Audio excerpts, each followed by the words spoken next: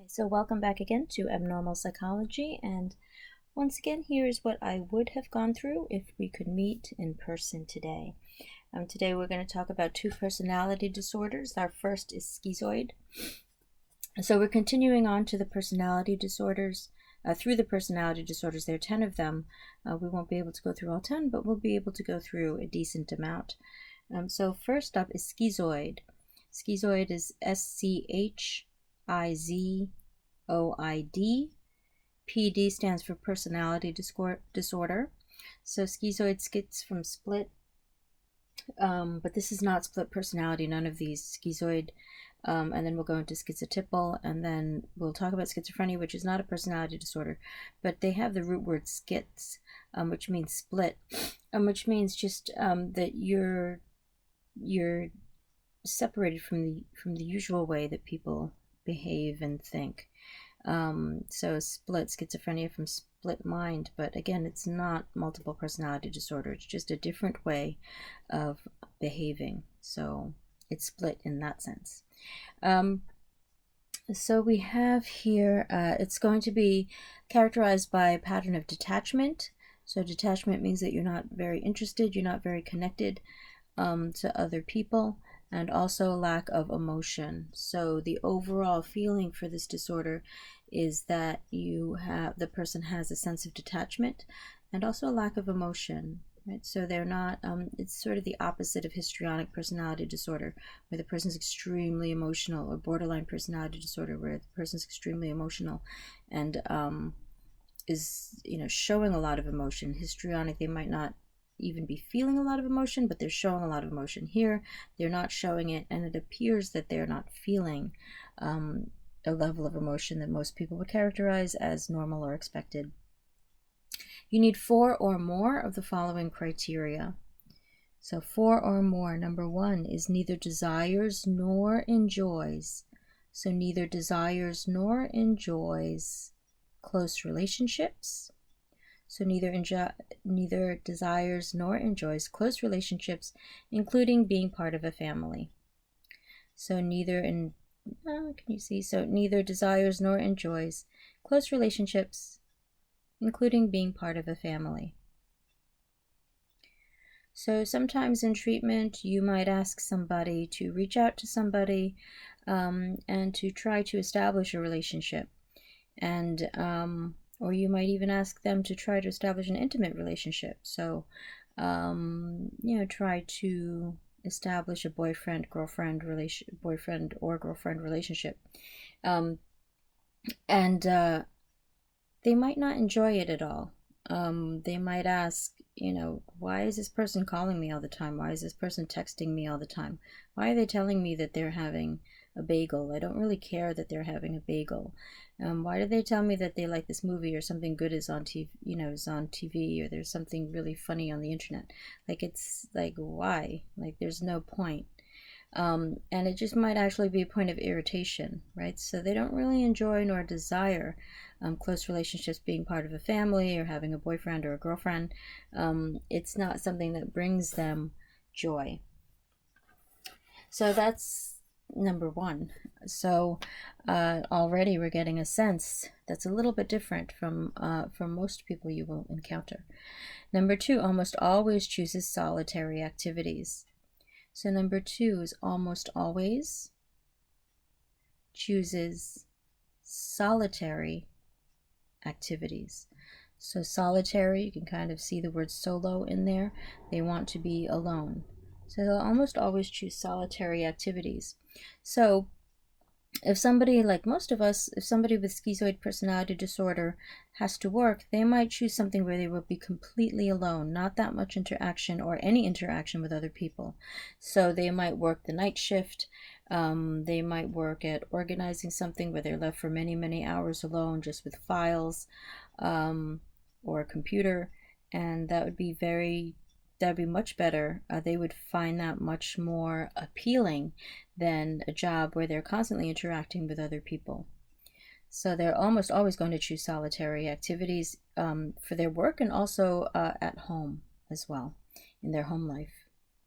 Okay, so here we have e.g. is ergo, or for example, they might work the night shift. Number 3 is going to be self-explanatory.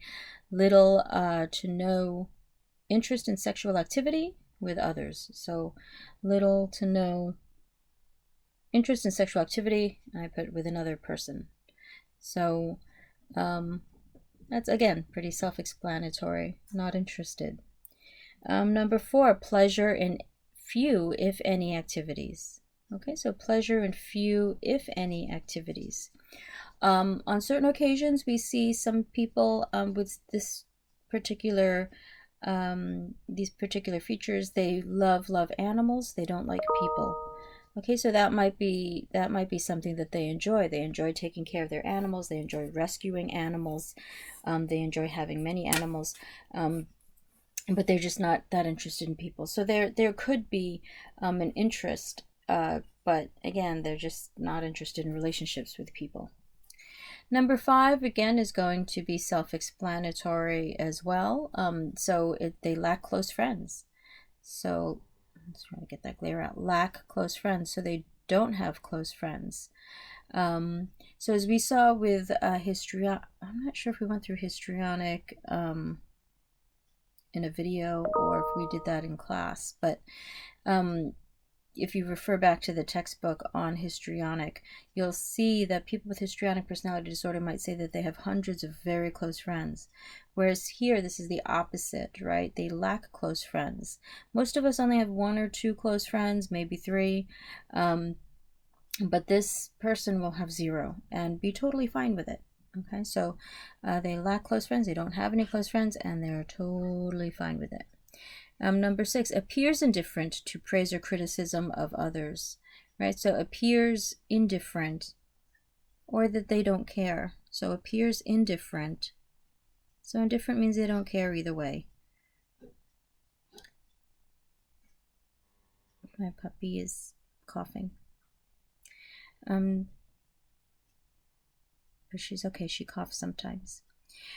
So she appears indifferent to, or they appear indifferent to the praise or criticism of others. Now, they appear indifferent. They might not actually be indifferent, but they appear indifferent. So if you criticize them or if you praise them, it's not going to show on their face that it's registering what you're saying. However, because we know that some treatments do work well, we know that they must be responding in some way. So it seems to mean something to them, but again, it appears not to. But from what we know from treatments, maybe they do respond. So they appear indifferent to praise or criticism. Number 7 is they show emotional coldness. Okay, so they show emotional coldness, detachment, or flattened affectivity.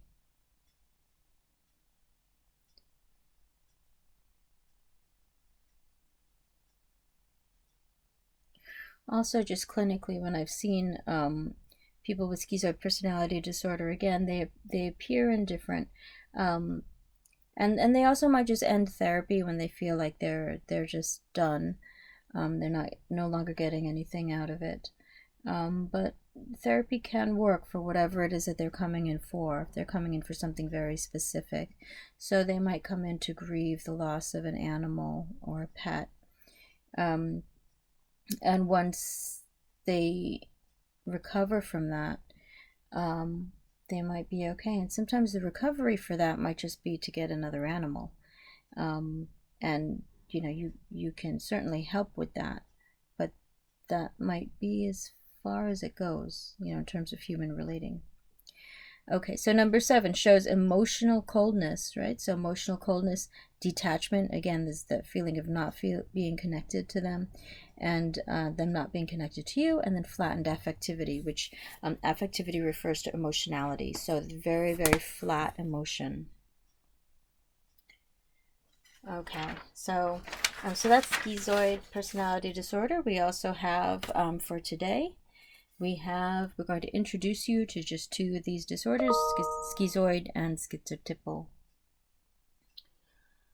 Okay, so the overall feeling for schizotypal is they're just a little bit odd, a little bit bizarre in thinking.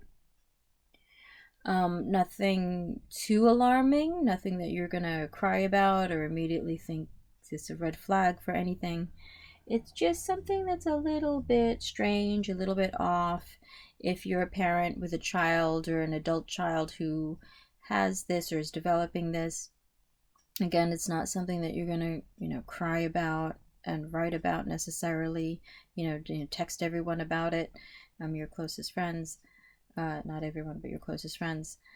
It's something that you just kind of say, that's weird, that's a little odd, and you'll think about it when something odd comes up again. So these are just like little things, but there's enough of them that it creates a pattern that's a little bit out of the that's out of the ordinary. So you need 5 or more of the following. So that's why I put 5 plus, because you need 5 or more of the following. The first is going to be ideas of reference. So the first symptom is ideas of reference. Reference means that, and there's all E's, a lot of E's in there. So reference means that they think that you have the word refer in there, and it means that they think everything refers to them.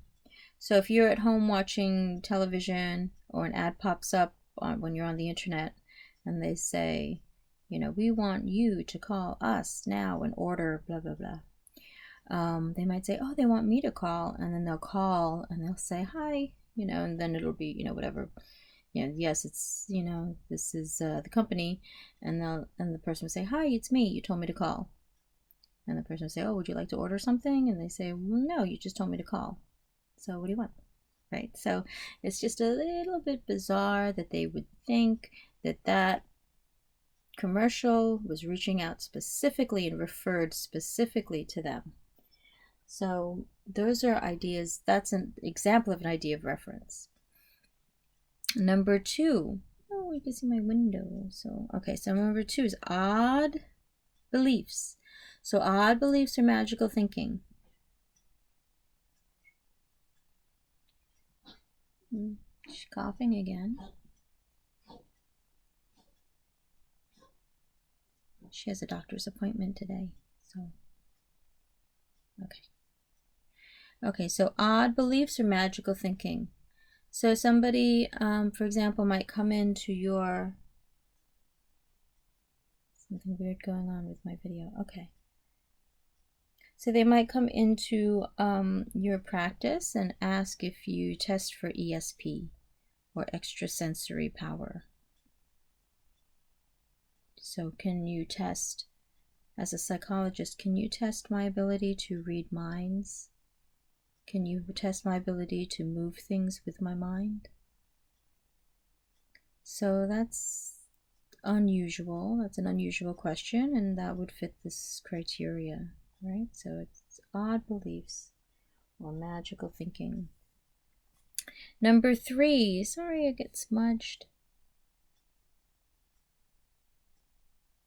Number 3 is unusual perceptual experiences.